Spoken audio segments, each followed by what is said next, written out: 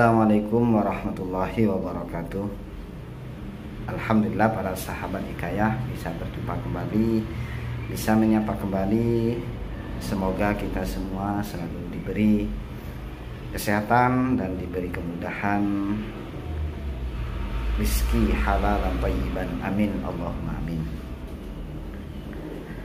Para sahabat hikayah yang berbahagia, pada kesempatan kali ini saya akan membacakan sebuah cerita, sebuah hikayah yang terdapat di dalam kitab Durratun Nasihin, penjelasan tentang masalah doa.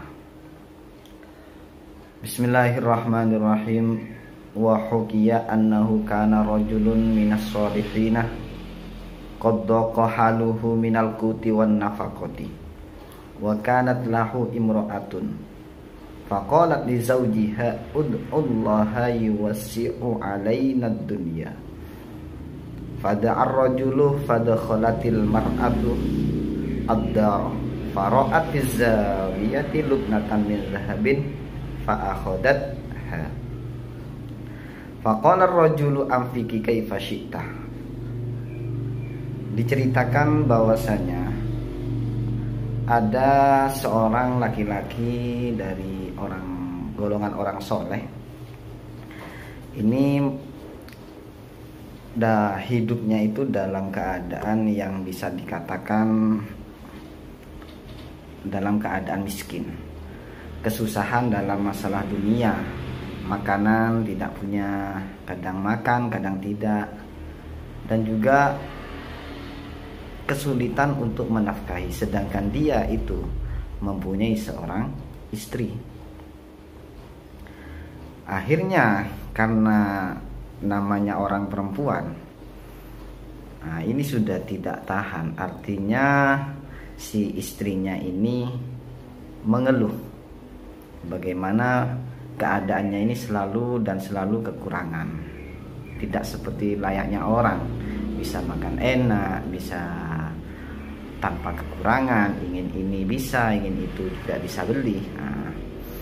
Akhirnya menyuruh si suaminya ini agar berdoa kepada Allah, yang mana nanti Allah Ta'ala itu mempermudah dalam urusan dunianya.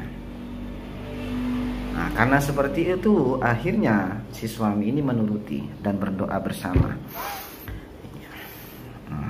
Setelah berdoa, si istri ini sudah masuk ke dalam rumah.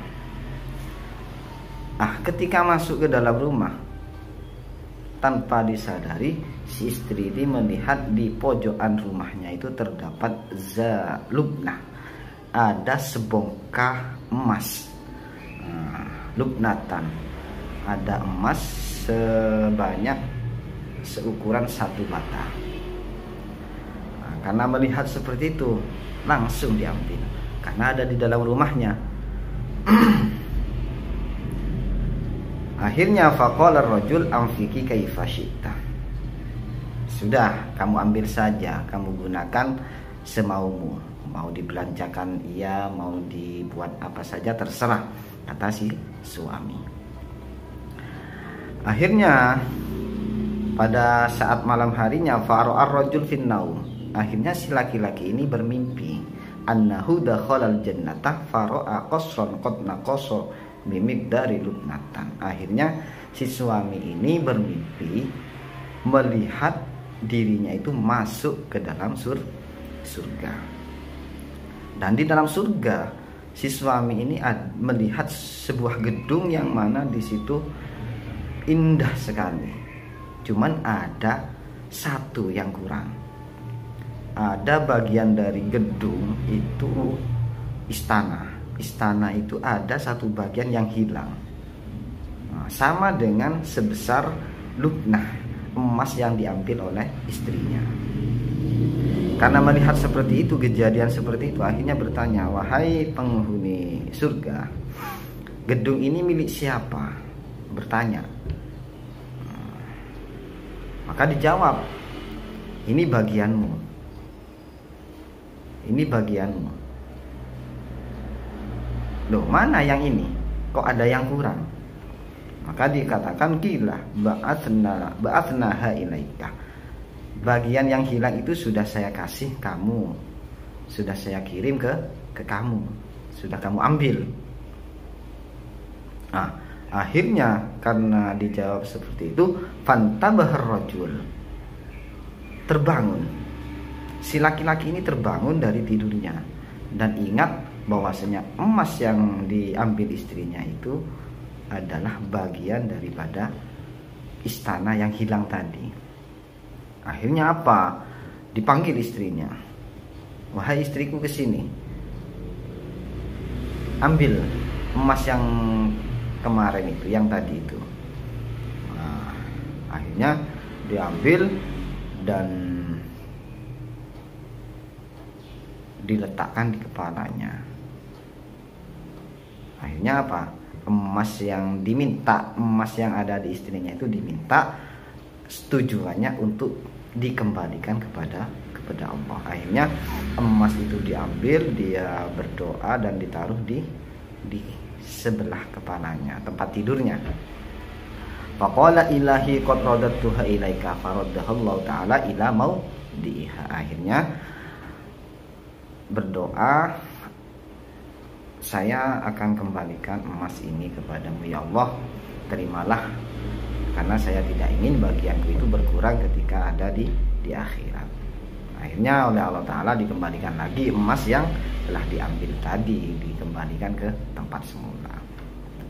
Wa kadza qala alaihi salatu wassalam ma akhadha hadun lukmatan minad dunya illa wa qad naqasallahu ta'ala hissatahu minal akhirah. Orang yang sudah mengambil bagian di dunia, meskipun itu cuma satu lukmah, satu puluhan dari dunia, berarti orang itu sudah mengambil bagiannya di akhirat. Artinya dia itu bagiannya di akhirat kelak itu sudah berkurang. Kama qala Allah Ta'ala, man kana yuridu harthal akhirah nazid lahu bi harthi wa man kana yuridu harthad dunya nu'tihi minha wa ma lahu fil akhirah min nasibin. Jadi orang yang menghendaki keuntungan akhirat maka Allah akan menambahinya.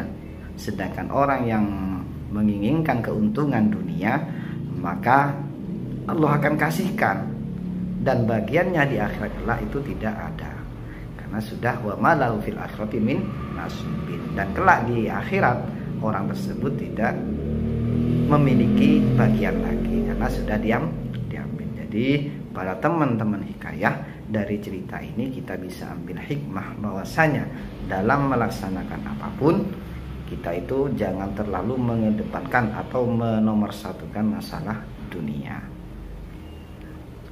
Kita lebih mengutamakan tentang akhirat. Para sahabat hikayah yang berbahagia, mudah-mudahan apa yang saya ceritakan ini bisa memberi kemanfaatan. Ada benarnya itu murni dari Allah, ada salahnya itu memang murni dari kebodohan al-fakir. Kurang lebihnya saya mohon maaf. Akhiran, assalamualaikum warahmatullahi wabarakatuh.